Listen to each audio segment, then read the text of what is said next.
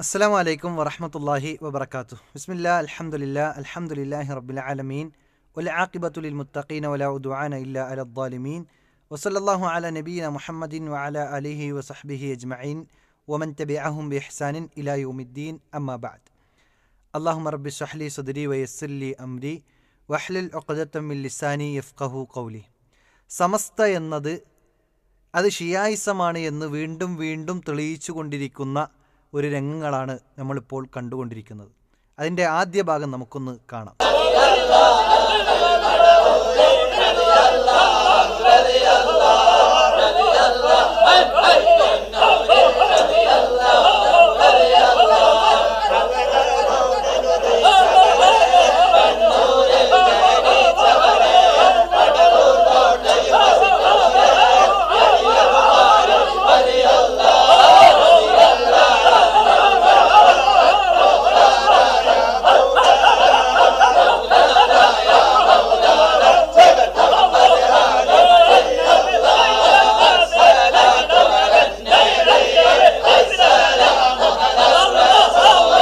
മുഹമ്മദ് അബൂബക്കർ വലിയുള്ള എന്ന് പറഞ്ഞുകൊണ്ട് അദ്ദേഹത്തിൻ്റെ മക്കാമിൽ നിന്ന് നടത്തുന്ന മടവൂർ കോട്ടയിലെ ചില പ്രവർത്തനങ്ങളാണ് കണ്ടുകൊണ്ടിരിക്കുന്നത്.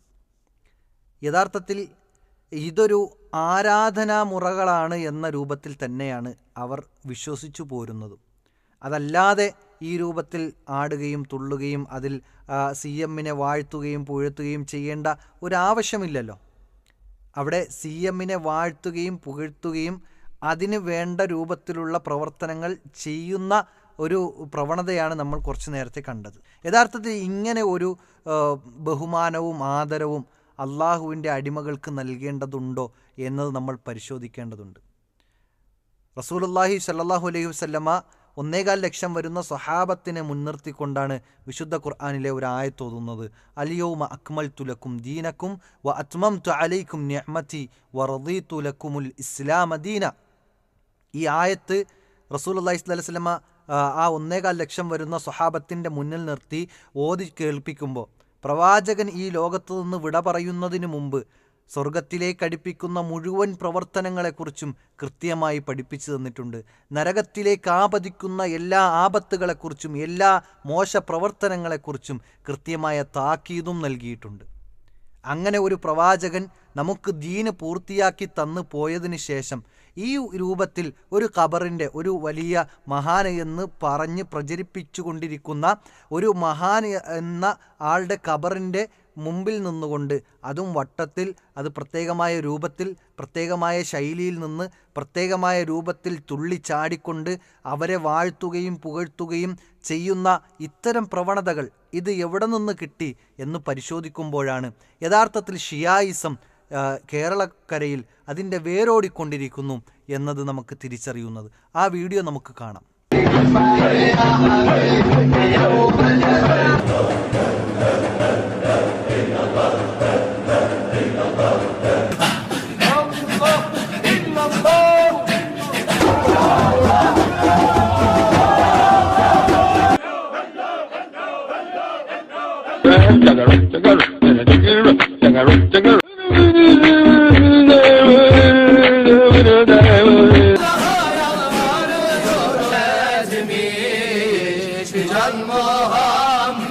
ഇപ്പോൾ ഈ രണ്ട് വീഡിയോകൾ വച്ച് നോക്കുമ്പോൾ നമുക്ക് കൃത്യമായും വ്യക്തമായും മനസ്സിലാക്കാൻ സാധിക്കുന്നത് സമസ്തയിസം എന്നത് കേരളത്തിൽ ഓടിക്കൊണ്ടിരിക്കുന്ന സമസ്തായിസം യഥാർത്ഥത്തിൽ ഷിയായിസമാണ് എന്ന് ബോധ്യപ്പെടുന്ന ഒരു സാഹചര്യത്തിലാണ് കൂടുതൽ ബോധ്യം നമുക്ക് നൽകിക്കൊണ്ടിരിക്കുന്ന രൂപത്തിലാണ് അവരുടെ പ്രവർത്തനങ്ങൾ എന്നത് യാതൊരു സംശയവുമില്ല.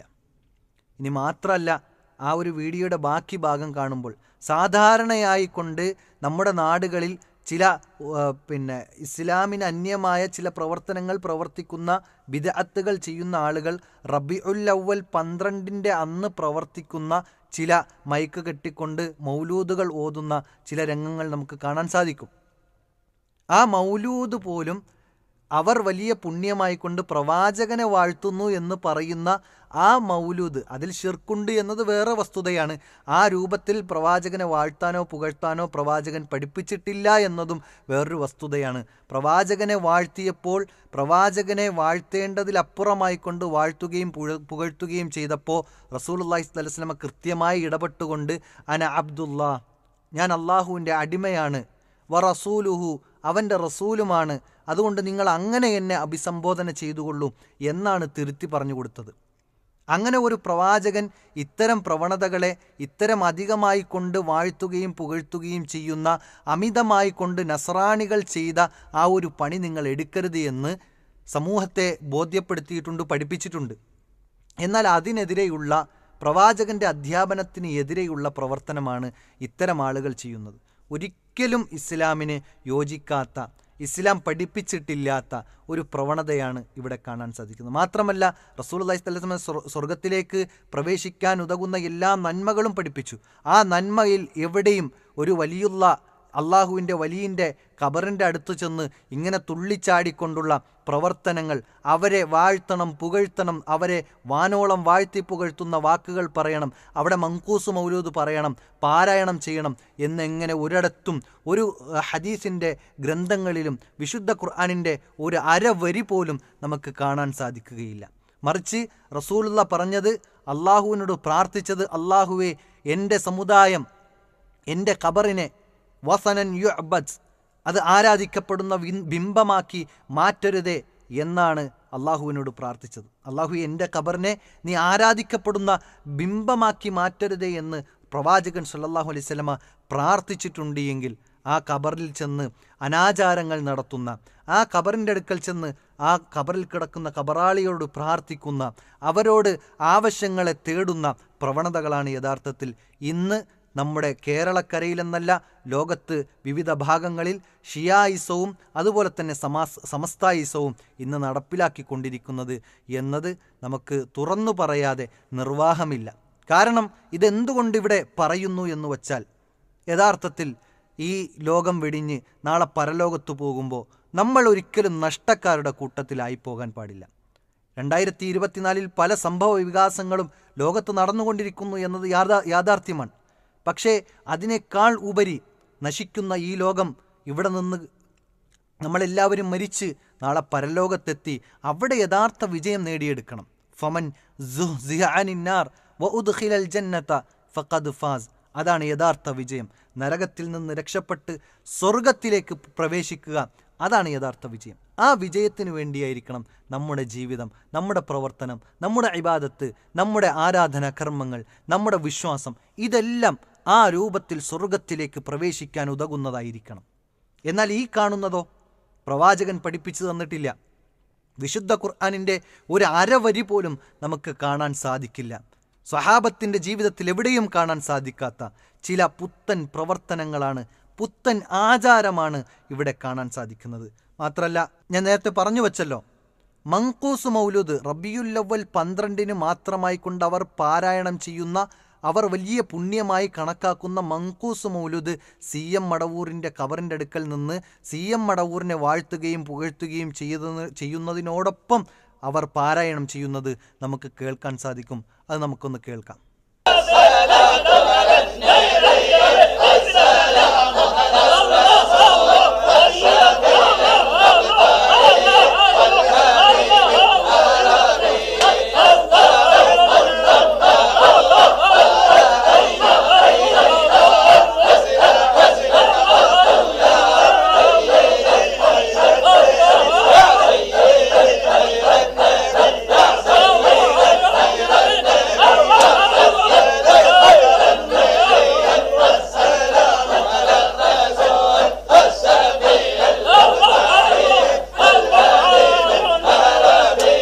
അപ്പോൾ അസ്സലാത്തു അലൻ നബി എന്ന് പറഞ്ഞുകൊണ്ട് മങ്കൂസ് മൗലൂദിലെ വരികൾ പാരായണം ചെയ്യുമ്പോൾ യഥാർത്ഥത്തിൽ ഇവിടെ ചിന്തിക്കേണ്ടത്, ഇത് പ്രവാചകനെ വാഴ്ത്തി പുകഴ്ത്തുന്നു എന്ന് പറഞ്ഞുകൊണ്ട് റബിയുൽ അവ്വലിൽ ചെയ്യുമ്പോൾ ഇത് ഇവിടെ ചെയ്യേണ്ട ആവശ്യം എന്താണ് എന്നതുകൂടി പരിശോധിക്കേണ്ടതുണ്ട്. ഇവിടെ CMൻ്റെ ഖബറിൽ ചെന്നുകൊണ്ട് അസ്സലാത്തു അലൻ നബി എന്ന് പറഞ്ഞുകൊണ്ട് എന്തിനു വേണ്ടി ഈ രൂപത്തിൽ ഈ പാരായണങ്ങൾ ചെയ്യേണ്ടത്? എന്തിനാണത് ചെയ്യുന്നത്? അപ്പോൾ ഇത് ഷിർക്കൻ പ്രവർത്തനങ്ങൾ അല്ലെങ്കിൽ ബിദഈ പ്രവർത്തനങ്ങളുടെ ഒരു മാലപ്പടക്കം അല്ലെങ്കിൽ ഒരു ഒരുമിച്ചുകൂടൽ, ഒരാഘോഷവേള എന്ന് വേണമെങ്കിൽ നമുക്കിതിനെ വിശേഷിപ്പിക്കാൻ സാധിക്കും. അതിലും ഏറ്റവും അവസാനം ശ്രദ്ധേയമായ ഒരു ഭാഗമാണ്, ഒരു പ്രത്യേകമായ ശൈലിയിൽ അവർ ഒരുമിച്ച് നിൽക്കുന്നു, കൈകൾ കോർത്തു നിൽക്കുന്നു, ഒരുമിച്ച് ചാടുന്നു, തുള്ളുന്നു. അതിനനുസരിച്ചു കൊണ്ടുള്ള രൂപത്തിൽ അവർ ദിക്റുകൾ, അവരെ വാഴ്ത്തുന്നു, പുകഴ്ത്തുന്നു. ഇത് എവിടെ നിന്ന് കിട്ടി ഈ സംസ്കാരം? ഇസ്ലാമിന് അന്യമായ ഈ സംസ്കാരം. അതിലുപരി ആ വീഡിയോയുടെ ഏറ്റവും അവസാന ഭാഗത്ത് നമുക്കൊരു സംഭവം കാണാൻ സാധിക്കും. അതാദ്യം കാണാം.